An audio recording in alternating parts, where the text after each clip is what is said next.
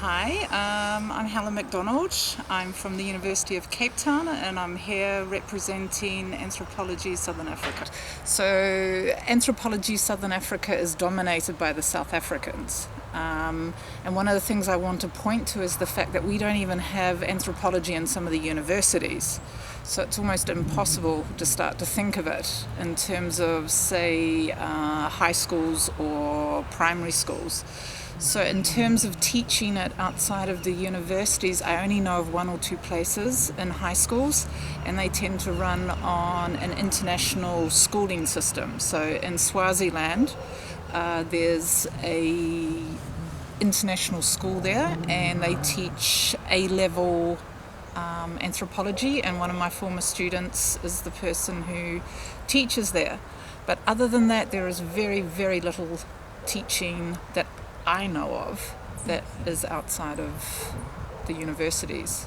And even within the universities, we need to build up the capacity. There's very few what we call standalone universities. We're usually merged with other departments such as sociology or development studies. And so, historically, and maybe what I need to do is talk a little bit about why it's so difficult in Africa because of the historical context. When the African countries started to gain independence, anthropology was thrown out. Essentially, anthropology was understood to be colonialism's handmaiden. I don't know if you know the term, but the right hand of colonialism. And so there was a massive reaction against anthropology, and across the continent, many anthropology departments were closed down. So it's only been in the last 20 years that we're trying to gain some traction and get it re-established in the universities. So it gets met with, at times, a lot of hostility. So yes, we're not looked upon kindly at times. I think it's the historical context that I just explained, that there's a lot of hostility and anthropology departments were closed down. And in terms of the global survey, it will become very, very clear that we have so few anthropologists that are homegrown within Africa. South Africa dominates, so the first country that would probably ever introduce it into its curriculum could potentially be South Africa. But if we look at the numbers coming from Malawi, Botswana, Mozambique, we're only talking a handful of homegrown anthropologists who are trying to establish it in the universities. So a big part of it is the historical context. And then I think Africa at the moment is placing a lot of its weighting upon what we call the STEM subjects, math, sciences, technology. And so the humanities are very undervalued. And I think this also feeds into school curriculum. So we've got schools that are dedicated to the STEM subjects. There are a few different schools that might be dedicated to the arts, but they're usually quite specialized ones in terms of, say, classical art, dance, drama. So again, the social sciences generally sort of gets pushed aside.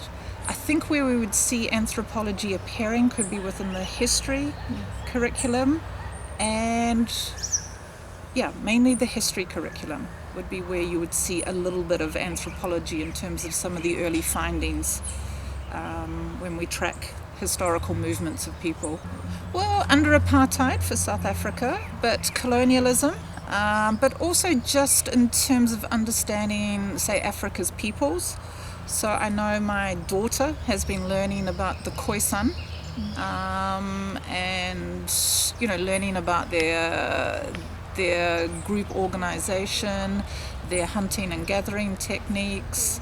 And then at the moment she's moved on to trying to understand different ancient sites within Africa. So the curriculum, the history curriculum, has become more focused towards Africa. She did a section on Egypt. She knows about Timbuktu. So the curriculum has changed significantly from under colonialism. There's a greater emphasis on African languages now. So there's definitely a shift, but where anthropology finds itself in that is very difficult to locate. But what's starting to happen, there's been a shift, I think, in about the last decade, is that scientists are starting to say we can't solve the world's problems without including the social sciences. So there's, I work in a lot of interdisciplinary spaces now. So there's a lot of people working with environmental groups, mining. I'm involved with a mining group. There's a lot of interdisciplinary work that's starting to happen, certainly in South Africa. Anthropologists, they have a story. They have a story of how they came to anthropology, and it's often by accident. Mine was I got an extra grant from the government. I didn't know anything about anthropology. I was actually registered for an accounting and finance degree. We have open days, and the schools come en masse to the university, and so the anthropologists will be there, and generally people have never heard of it.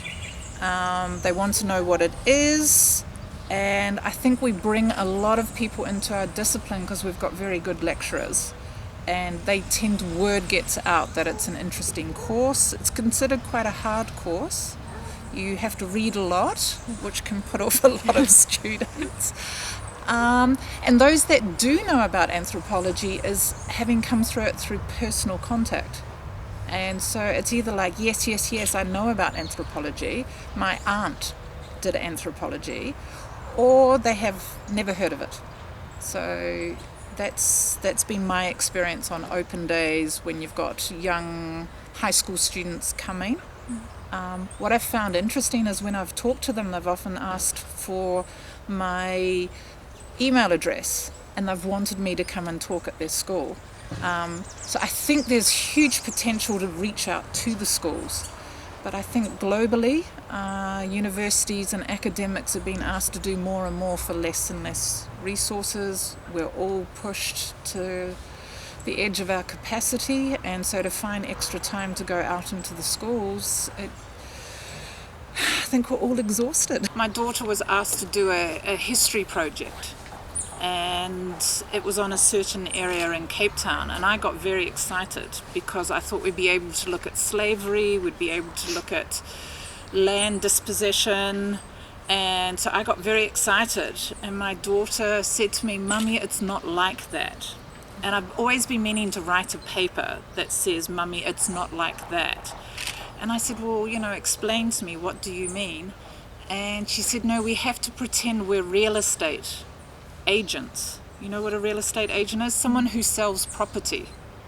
Now, if you're someone who sells property, you're only going to highlight the good things about a neighborhood. So you're not going to talk about slavery in that area, and you're not going to talk about stolen land.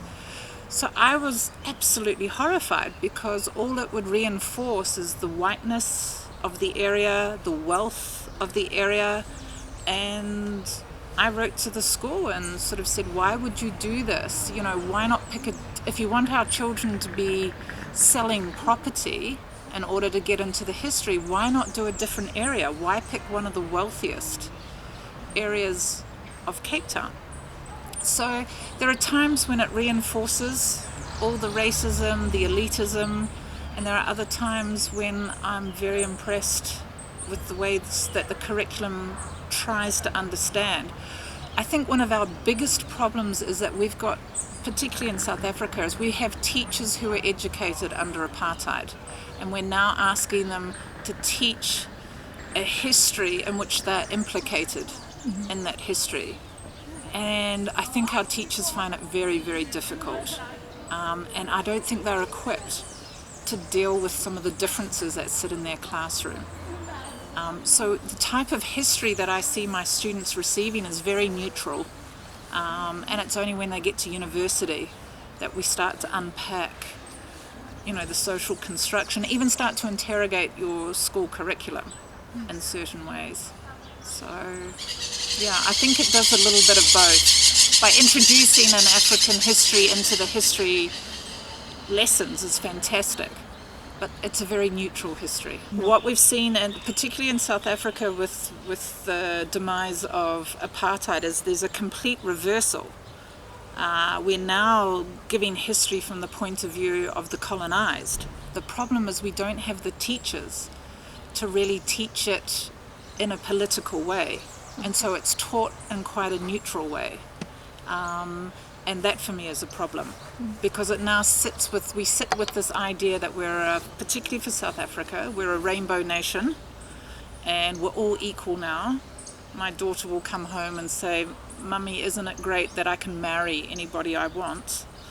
And I'll say, but that's only half the problem. Until we live in equal housing, have equal education, equal healthcare, we've only solved a little bit of the problem. So the schools are teaching a sort of multiculturalism that's very neutral. I find Africa very gendered, very patriarchal. The violence towards women and children in South Africa is one of the highest in the world. And yet I see the women upholding the country. They're the ones that keep the country going. I'm a New Zealander by birth, and I think there are times when she would like to be back in New Zealand where men and women are much more equal. But I hope to raise an African child. She's learning African languages. As much as the school curriculum is very neutral, I'm not neutral. And so she gets a lot of the political background. She comes with me on student protests. And women's studies, our gender studies department is huge, and it attracts a lot of students. It's got some fantastic teachers, a well-developed curriculum. It's incredibly popular, and it serves a lot of people from across the African continent. I think you also have to understand that I come from probably the most privileged university in South Africa, and so my perspective on teaching a feminist anthropology it's just a given. But in other universities it's hard to know what's being taught. My sense is that most anthropologists are feminist by nature, and it would imbue itself into their curriculum. But I mean, one of the things I'm trying to do as president is get a sense of the curriculum in the universities. I'm trying to decenter the dominant universities and reach out to the more peripheral ones.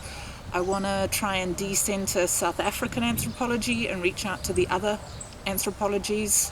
So we're slowly starting to reach out to our Namibian, Botswanan, Mozambican, our Zimbabwean, Lesotho's, Swaziland, and forgive me if I've forgotten anyone, the Angolans, Zambians.